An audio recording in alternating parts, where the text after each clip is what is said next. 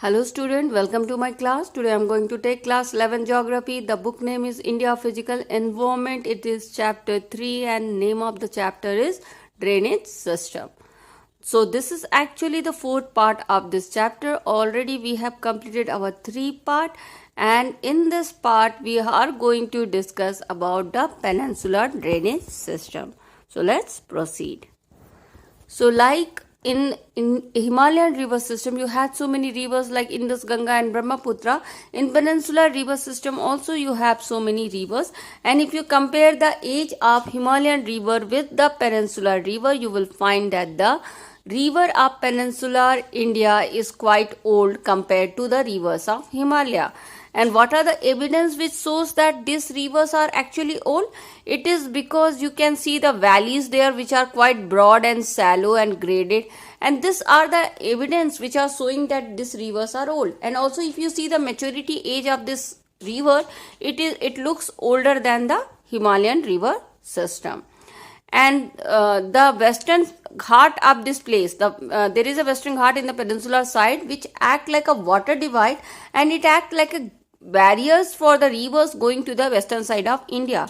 And so because of this western ghat, most of the river in the peninsular India falls in the Bay of Bengal and not in the Arabian Sea, and very less rivers are falling in the Arabian Sea. Most of the rivers are falling in Bay of Bengal side. So the evolution of the peninsular river was affected by the 3 geological events. Actually, these 3 geological events affected the patterns of river flowing in the western sides of in the peninsular sides of India. So first one was the subsidence of the western flank of peninsula. When the western sides of peninsula got subsidence, get down below the sea, and it is having the emergence coast. If you can see the western sides of India having the emergence coast. So when they got subsidence, it affected the patterns of river flowing on the Deccan side or on the peninsular side.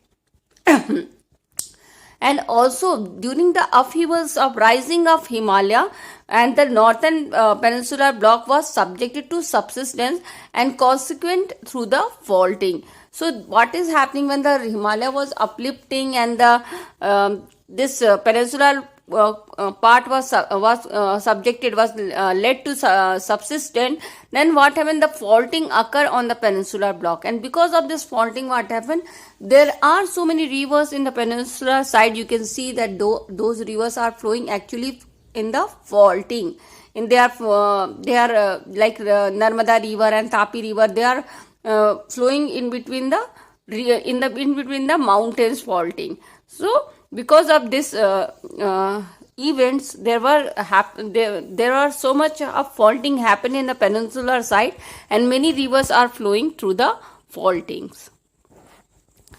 And also the peninsular side is tilted. It's not straight, all right. It is quite tilted from the northwest to the southwestern.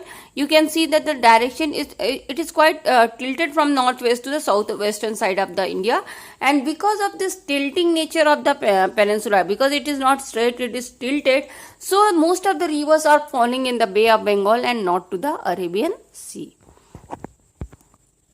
So this 3 events affected the river pattern of peninsular India in the past, and there are many rivers in the peninsular India, and we will discuss some of the important rivers of peninsular India. First one is Mahanadi, which arises from the Raipur district of Chhattisgarh, and then it goes to the Orissa, and finally it falls in Bay of Bengal. And it covers a large river basin, and its basin is spread in Madhya Pradesh, Chhattisgarh and Orissa. The second important river system of peninsula is Godavari, which is one of the largest peninsular river, and it is also called Dakshin Ganga.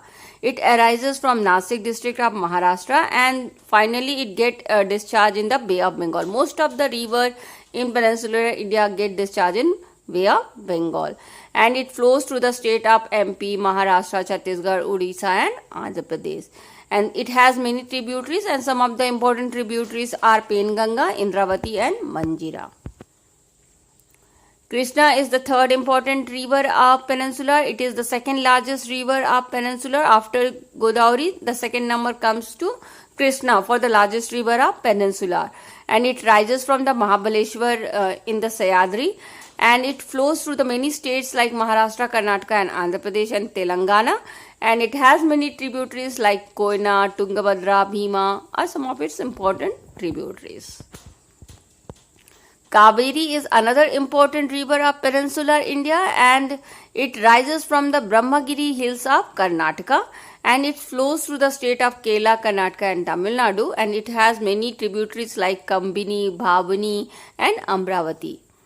Narmada, another important river of peninsular, and it is flowing actually through the faulting, and it rises from the Amarkantak plateau, and then it flows in the Rift Valley, and it is between the Aravali hills and the Satpura hills actually, and then it Satpura and Vindhyas ranges actually, and it's flowing between Satpura and Vindhyas ranges, and it finally actually fall in the Arabian Sea. And there is a famous project built on this river, that is Sardar Sarovar project, and there is also a project going on for the Narmada river, that is Namami Devi Narmade, and this project is for the conservation of the Narmada river. Tapi is also another important river of peninsula. It also fall in Arabian Sea. So the two main river which is falling in Arabian Sea are Narmada and Tapi. It starts from the Betul district of Madhya Pradesh, and then it finally flow into the Arabian Sea. And the three states it is covering is Madhya Pradesh, MP and Gujarat. And it is like also like Narmada, it is also flowing in the Rift valleys. Okay. And Luni is very important river in Rajasthan. It is one of the largest river system of Rajasthan, because Rajasthan don't have many rivers. So Luni is the one of the most important and largest river of Rajasthan, and it actually originates near Pushkar of Rajasthan, and it is actually made by the two streams. It is made from the two branches of the river, that is Sabarmati and Saraswati, which join each other at Gobindgarh, and then they come to the Aravali, and this is then it takes the name of Luni. And it is also called mysterious river because it does not join any sea. Actually it get lost in the sands of the Rajasthan. So you can see the important rivers of our southern India. You can see the Narmada, Tapi on the western side, and then you can see the Mahanadi in the eastern side, top Godavari and Krishna and Kaveri. So these are the most important rivers of our South India. So beside this Himalayan river and the peninsular river, there are some small river in the peninsula, also in the western side and eastern side of peninsula. On the western side of peninsula, you have in Gujarat important river like Satrangi and Dhadar. And then in Karnataka, you have Baitarna, Kalindi, Bedti and Saravati. So these are the important river of Karnataka and Gujarat. And in Goa, you have two important river, that is Mandovi and Juari. And again, then you have in Kerala some important river like Bharatpuja, Pamba and Periyar. So these are some of the important river flowing in the peninsula in the western side of peninsula. In the eastern side of peninsula also you have some important river like Swarnarekha, Baitarni, Brahmani, and then Vansadhara and Penar and Palar. So these are some important rivers flowing in the eastern side of peninsula. So these are some important rivers of peninsular India. So there is a small concept called river regime in your book. What is river regime? River regime is actually the quantity of quantity of water in the river throughout the year. So you can see that this quantity actually varies from season to season and from time to time.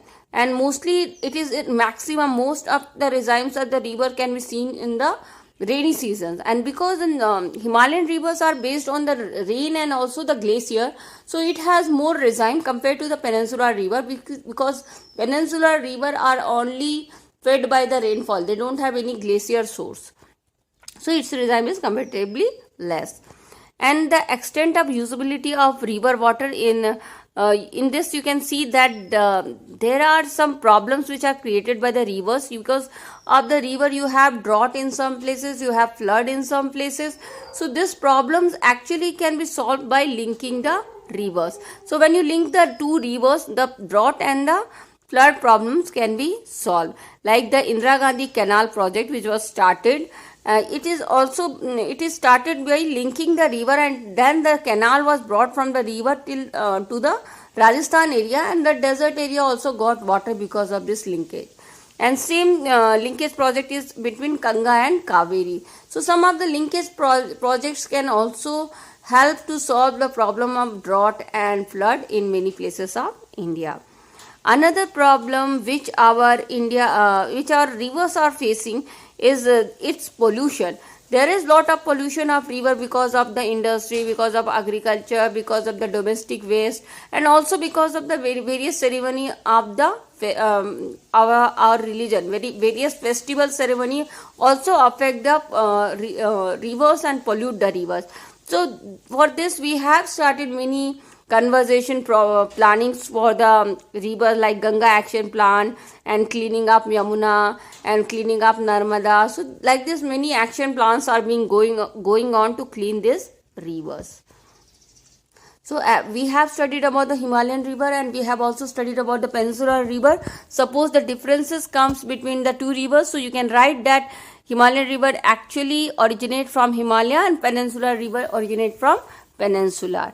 And the Peninsular river actually received the waters in its river from the glacier and rainfall. Himalayan river receives its water from the glacier and the rainfall, and the Peninsular river receives its water only from the rainfall. And if you see the map only, you can see that the rivers in the Himalayan rivers in the northern side, the rivers have the long courses. You can see those maps, the map of the rivers are going for the long distance, right? So it has long courses and large basin. But in the peninsular side rivers, if you see, they will having the short courses. If you see the map only, you can make out that short courses and smaller basin. But in the Himalayan side, you have long courses and large basin. The example of Himalayan river can be Ganga, Brahmaputra and Indus, whereas the example for the peninsular river can be Godavari, Krishna, Kaveri, Mahanadi, etc.